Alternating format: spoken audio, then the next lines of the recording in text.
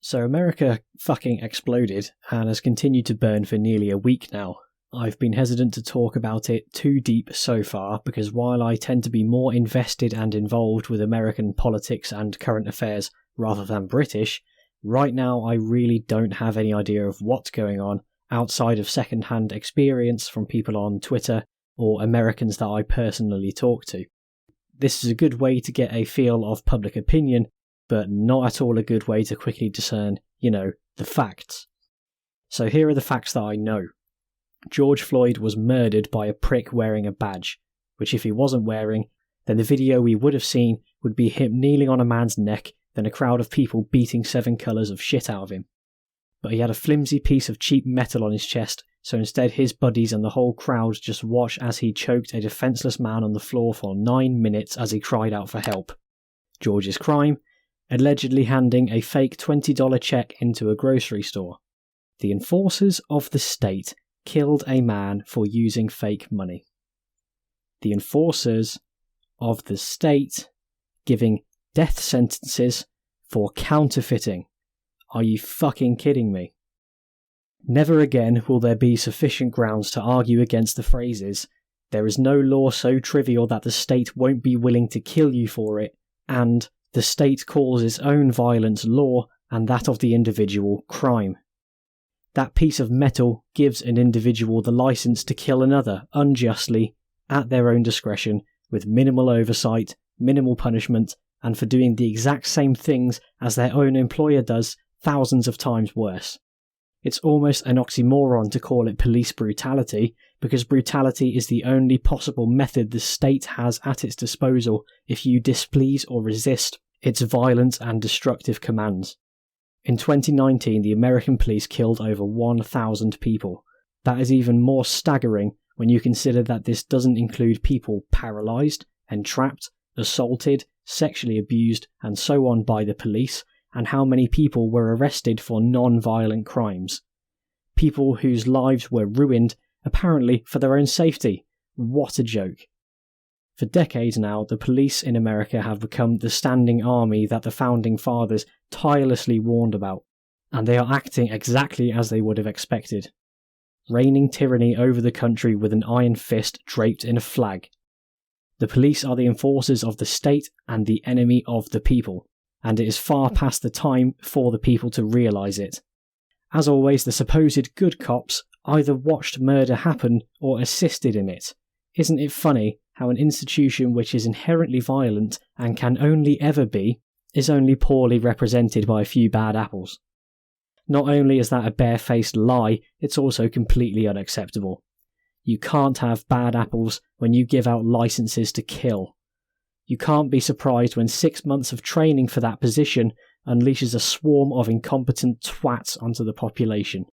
The redcoats have been replaced by the thin blue line, and they are much worse. They are an organisation of attack dogs, trained to always obey their master no matter what they say, and when they do something wrong, try to defer the blame to the master who they followed so enthusiastically right up until the moment that something went bad. That shit doesn't fly. We figured that out at the Nuremberg trials. Every individual is responsible for their actions, and the police have had to find this out the hard way. And they did. It is a great sight to see the Minneapolis Police Department burning.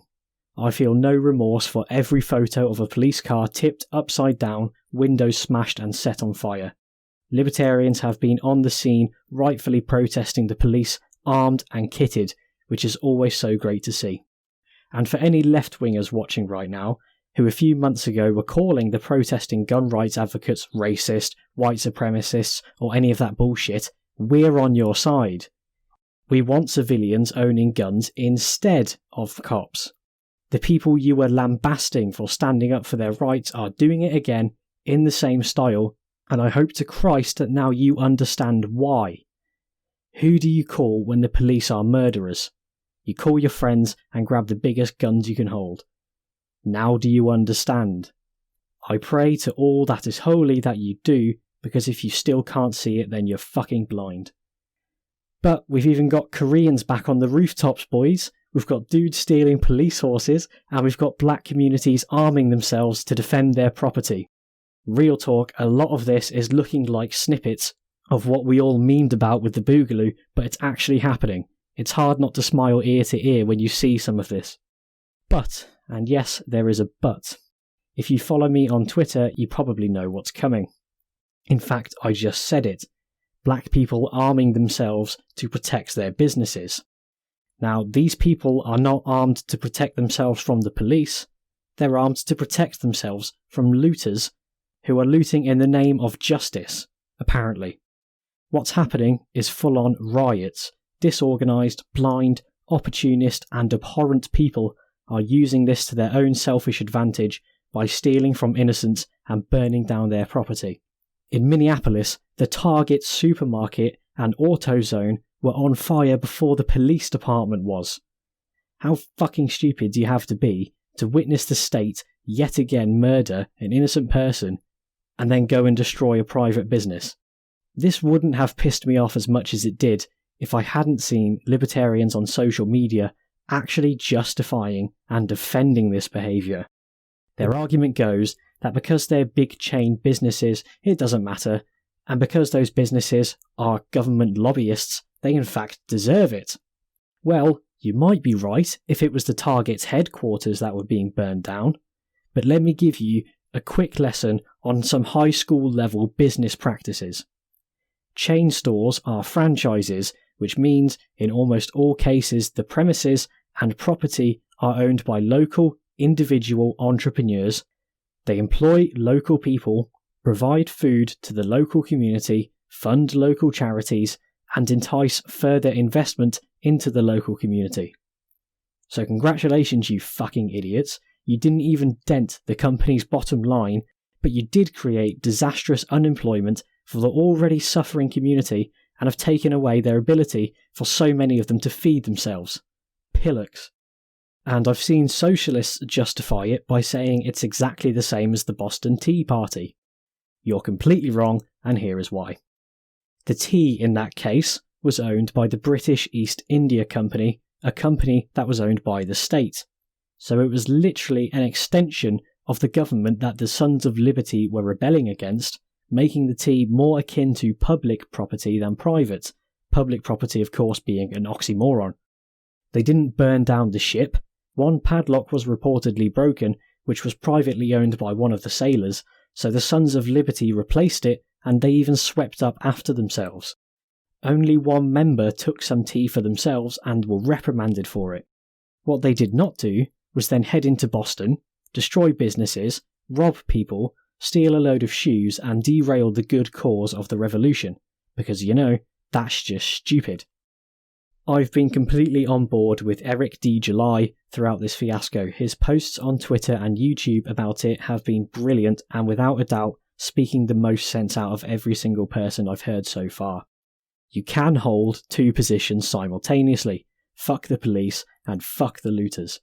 Nothing contradictory about that. I also found out through Eric's videos that in Minneapolis a man shot somebody looting his business and immediately got taken to jail on the grounds of murder. He was arrested before the cop that killed George was. That's a fucking joke. There's a riot going on in your city, heading straight for you, and you're meant to just let your livelihood be overrun and destroyed. Not a fucking chance.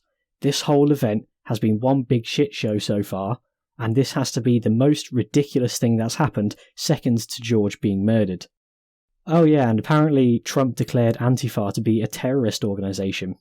You cannot celebrate this as a libertarian, because now what is stopping him from doing it to the Boogaloo community? I'm sure some of you among them saw it as an inevitability, but this can't be accepted. Don't get me wrong, I'm not a fan of them at all. They're communists after all. But I'm not going to act like this is a good thing or just doesn't matter, because it seriously does. You could be next. So I think that is all I have to say about the matter so far. It's far from over, but except I want to note how funny it is that everybody just seemed to forget about the COVID laws and social distancing. So many blue checks supporting the rioters were on Twitter just a week ago, telling people that if they went outside, they're murderers who want to kill the poor and elderly for a haircut. Anyway, that's enough for now. We need to see how this plays out, what the motivation is going forward. If there continues to be protests rather than looting, things can take a turn, much for the better. But for now, take it easy.